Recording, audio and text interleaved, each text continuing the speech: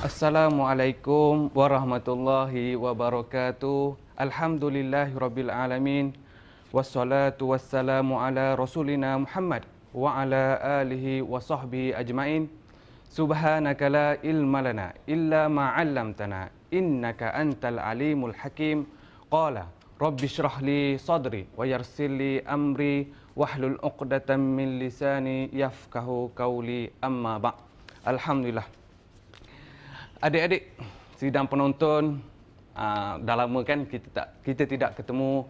Okey, alhamdulillah hari ini kita bertemu lagi segmen Kafah di Hijrah. Masih ingatkah lagi Ustaz? Okey, Ustaz perkenalkan diri Ustaz lagi. Ustaz Muhammad Firdaus ataupun Ustaz Fir. Dalam mata pelajaran Sirah untuk tahun 4. Seperti biasa, sebelum kelas, marilah sama-sama kita menadah tangan, memohon supaya Allah melancarkan kefahaman kita dalam kelas pengajian kita pada hari ini. Marilah sama-sama kita menadah tangan, mengaminkan doa. Bismillahirrahmanirrahim. Allahumma aftah alaina hikmataka wanshur alaina min khazaini rahmatika ya arhamar rahimin. Amin, amin, amin ya rabbal alamin. Alhamdulillah kita telah berdoa supaya Allah perkenankan doa kita tadi. Okey. Hari ini sebelum kelas pengajian bermula, suka Ustaz nak tanya kepada adik-adik tentang pengajian kita sebelum ini. Bab apa? Bab jihad. Okey, soalan pertama. Berapakah bahagian jihad? Berapa? Betul, ada dua, iaitu jihad besar dan jihad kecil. Jihad besar melawan hawa nafsu dan godaan syaitan. Apa contoh jihad kecil? Okey, betul. Jihad kecil contohnya peperangan. Okey, jadi pengajaran ataupun pembelajaran kita hari ini, kita akan membincangkan dua peperangan besar, iaitu peperangan Badar dan peperangan Uhud. Dua tajuk besar ini yang Ustaz jangkakan sepatutnya Perang Badar pun boleh cerita sampai 3 hari 3 malam. Tapi Ustaz akan cuba habiskan dalam masa 30 minit ini. Okey. Jadi kita terus masuk sebab 30 minit untuk habiskan dua peperangan, kita terus masuk dalam peperangan Badar. Okey, peperangan Badar. Berlakunya peperangan Badar pada bulan Ramadan tahun kedua Hijrah. Okey, Ustaz akan masuk sikit Hijrah. Sebab Hijrah ni akan kaitkan dengan sebab berlakunya peperangan Badar. Okey, penghijrahan Nabi Muhammad sallallahu alaihi wasallam daripada Mekah ke Madinah. Adik-adik boleh tengok dekat paparan di kaca televisyen adik-adik, ada slide ni. Okey, Mekah ke Madinah. Nabi berhijrah dari Mekah ke Madinah tanpa membawa sebarang harta. Maksud, kalau di Mekah tu, sahabat-sahabat yang berhijrah, kaum muhajirin itu berhijrah, tidak membawa sebarang harta. Jadi harta mereka ditinggalkan. Contohnya ada yang binatang ternakan, kalau ada kenderaan, kalau ada perkakasan rumah dan sebagainya ditinggalkan di Mekah. Hanya membawa bekalan untuk penghijrahan tersebut daripada Mekah ke Madinah. Jadi harta-harta mereka ni, harta-harta mereka ni siapa yang ambil? Kafir Quraisy telah curi, telah rampas harta mereka. Setelah Nabi tinggal di Madinah selama 2 tahun. Nabi dapat tahu bahawa satu perdagangan kafilah daripada kafir Quraisy yang diketuai oleh Abu Sufyan yang pulang daripada perdagangannya dari Syam. Okey, adik-adik lihat ni. Ini kawasan Syam. Okey, ini nak masuk sebab berlakunya peperangan. Kafilah daripada Abu Sufyan ni akan lalui dekat sini. Dekat kawasan berhampiran dengan Madinah. Jadi Nabi ni dia merancang dan mengajak sahabat-sahabat untuk mendapatkan harta umat Islam semula yang telah dirampas oleh kaum musyrikin Mekah semasa penghijrahan umat Islam. Kan Ustaz bagi tahu tadi kan pada permulaan bahawa orang kafir Quraisy merampas harta orang Islam. Jadi diorang rampas harta ni, diorang pergi jual kat ni. Masuk berdagang di Syam. Dan Nabi nak ambil balik lah. Ada orang ambil harta Ustaz. Ustaz nak ambil balik. Boleh tak? Boleh lah. Itu hak Ustaz. Hak kita. Hak orang Islam. Nabi nak ambil balik. Jadi Nabi nak ambil baliklah harta-harta orang Islam yang telah dirampas, dicuri. Okey, kemudian Nabi dapat himpunkan 313 orang daripada kaum Muhajirin dan Ansar untuk menyekat perdagangan kafilah daripada Abu Sufyan ini. Jadi apa yang berlaku, kita tunggu, kita berhenti rehat seketika.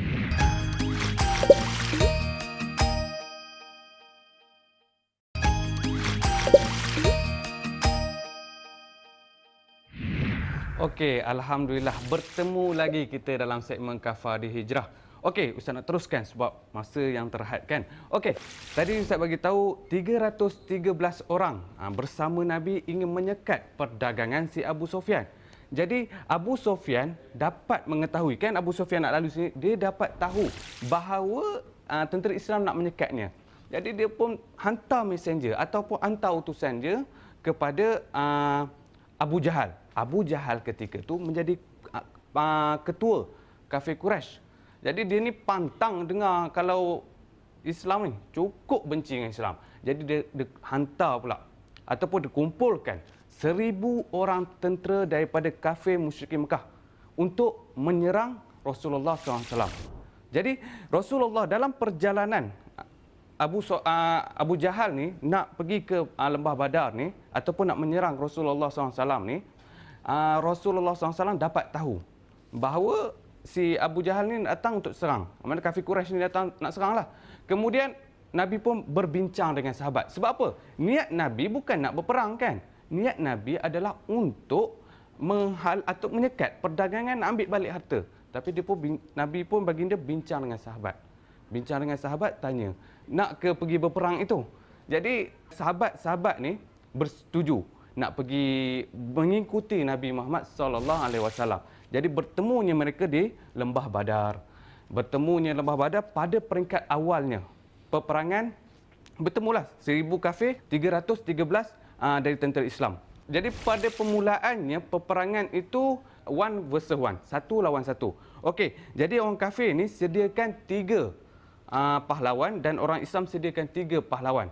Okey, pahlawan pertama daripada kafir Quraisy ini Utbah bin Rabi'ah. Lepas tu Walid bin Utbah.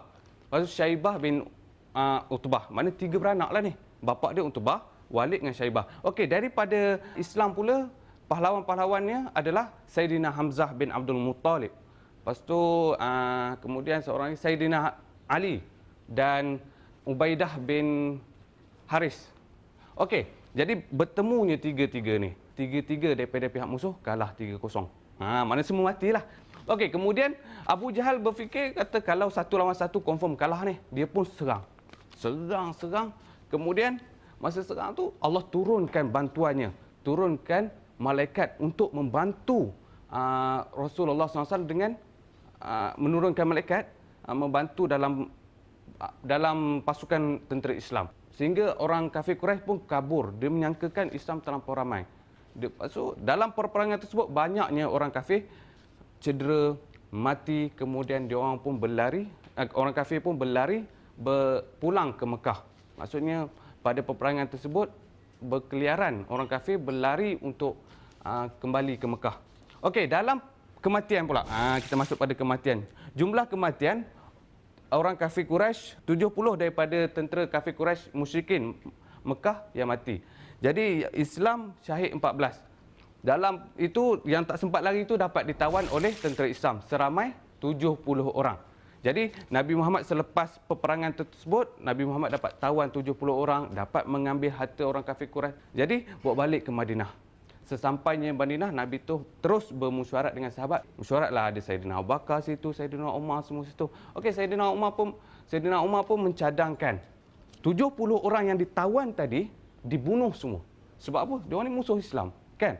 Jadi Sayyidina Abu Bakar pula bangun. Sayyidina Abu Bakar bangun, dia mencadangkan 70 orang ini ditebus menggunakan wang. Jadi Rasulullah SAW bersetuju dengan pendapat Sayyidina Abu Bakar. Dia meletakkan 3 kategori kepada 70 orang tawanan tersebut. Yang pertamanya, jika orang yang 70 tawanan ni kaya, mampu, boleh tebus dengan duit, boleh tebus dengan wang sebanyak 1,000 hingga 4,000 dirham. Nombor 2, jika dia tak kaya lah, kalau dia pandai boleh mengajar kepada orang Islam, 10 orang Islam sehingga pandai membaca, pandai menulis. Dan yang ketiga, jika dia tak kaya, dia pun tak pandailah baca semua, dia kena berjanji dengan Rasulullah SAW tidak lagi memerangi tentera Islam. Kalau jumpa lagi lepas ni, hukum bunuhlah. Okey, habis. Kesannya peperangan ni terhadap orang Islam, Islam semakin bertambah.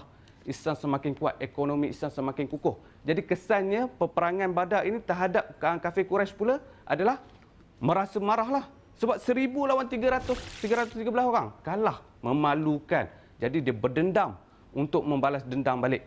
Pada tahun ketiga Hijrah, kafir Quraisy dapat himpunkan seramai 3000 orang dengan penuh peralatan ketenteraan, dengan penuh persediaan untuk menyerang Madinah dan untuk membunuh Nabi Muhammad SAW. Kat situ kita boleh dapat tarikh peperangan Uhud berlaku pada bulan Syawal tahun ketiga Hijrah, dan sebab berlaku adalah kerana orang kafir Quraisy merasa dendam, merasa marah terhadap tentera Islam dan Rasulullah SAW dan ingin menyerang Madinah. Okey, jadi ketua kafir Quraisy ketika itu Abu Sufyan. Abu Sufyan jadi ketua kafir Quraisy. Abu Sufyan dengan bersama 3000 orang tentera kafir Quraisy nak on the way dalam perjalanan nak ke Mekah, ke Madinah. Nabi dapat tahu, Nabi pun dapat himpunkan sahabat-sahabat seramai 1000 orang. Untuk apa? Untuk mempertahankan Madinah. Jadi Nabi Muhammad SAW pun 1000 orang itu dalam perjalanan ke Bukit Uhud. Bukit Uhud ni berhampiran dengan Madinah, sebelah utara. Okey. Jadi ini Ustaz ada buat replika. Okey. Okey, Bukit Uhud. Okey, nampak ni. Okey, ini Bukit Uhud. Nabi daripada sana. Sampai di Bukit Uhud, Nabi susun strategik terus. Okey, nak tahu lebih lanjut strategik yang telah disusun oleh Nabi, kita berhenti rehat seketika. Bagi adik-adik yang nak minum air ke, yang nak pergi ke tandas, dahaga dan sebagainya, boleh kita berhenti rehat seketika. Kita jumpa selepas ini. Jangan ke mana-mana.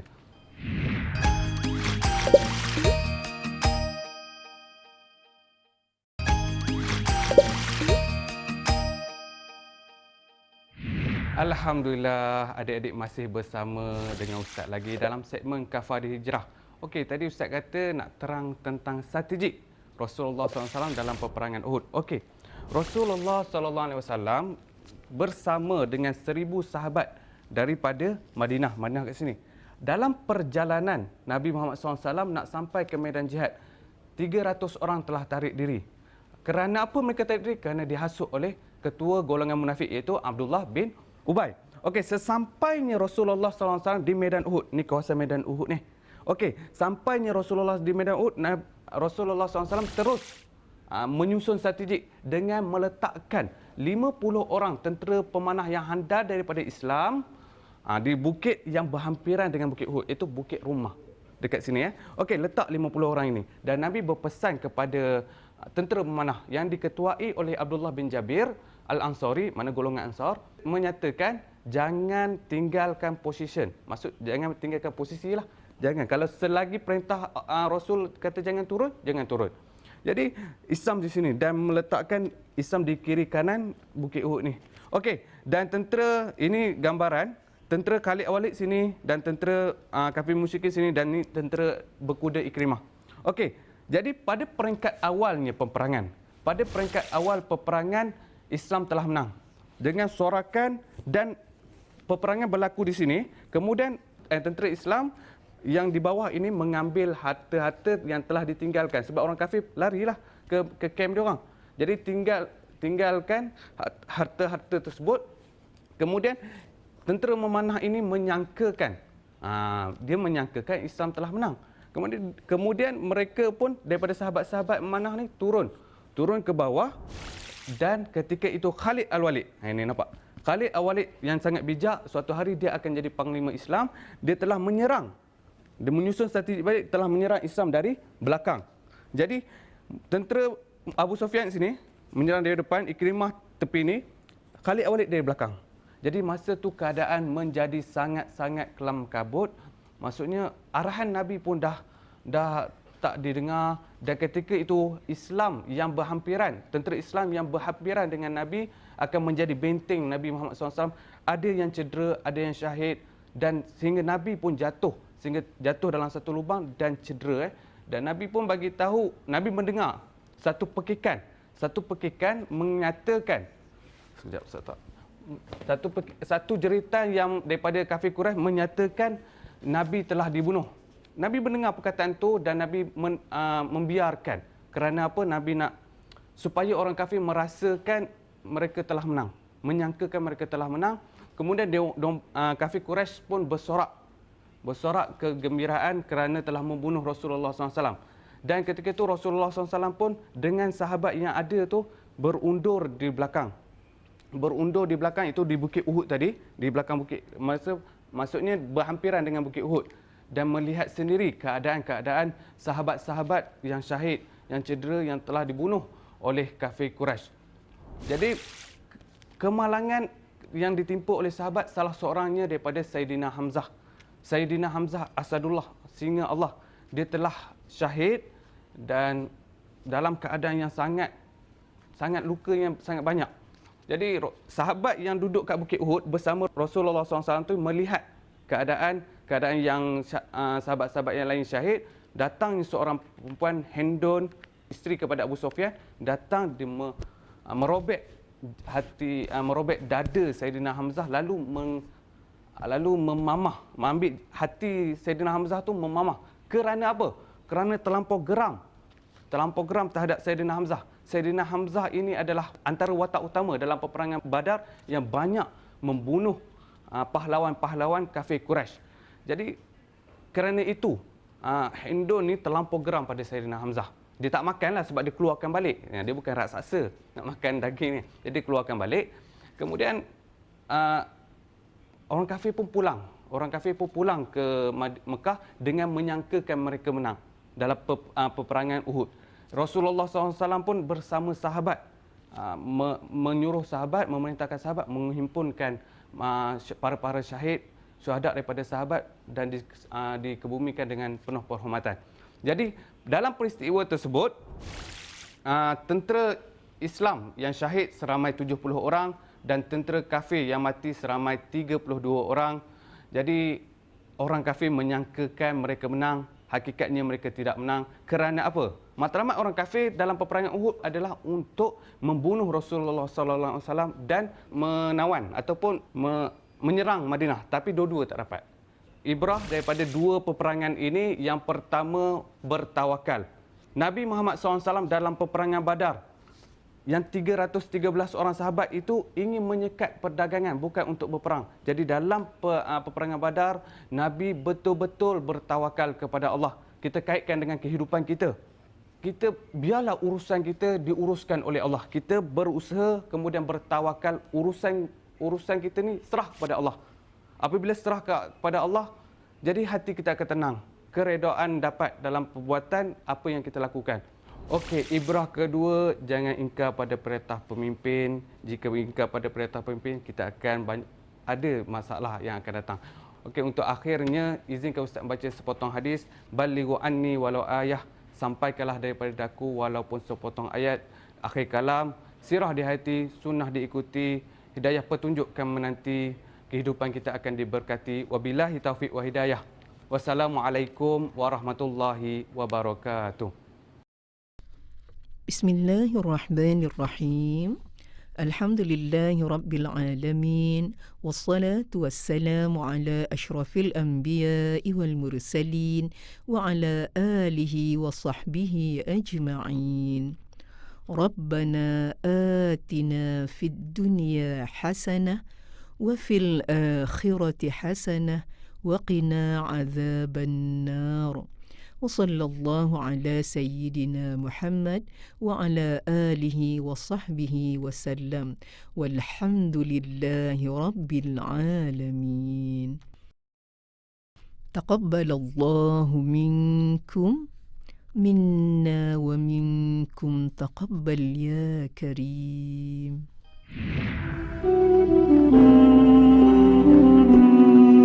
كل القلوب إلى الحبيب تميل